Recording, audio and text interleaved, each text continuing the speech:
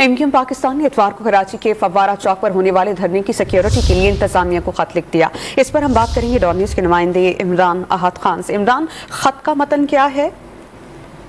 देखिए, बिल्कुल MQM पाकिस्तान ने फव्वारा चौक पे जो धरना दे रहे हैं उसका इजाजतनामे की कॉपी जो है वो डॉन न्यूज़ हासिल कर ली है।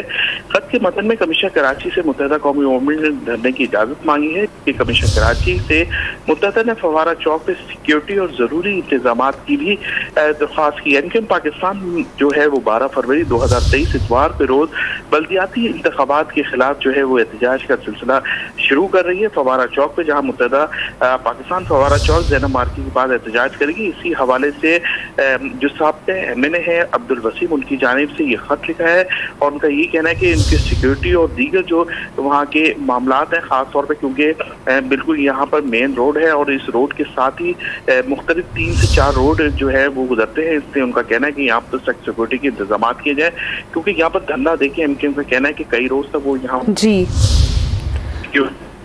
बहुत शुक्रिया इमरान, आपने हमें अपडेट किया।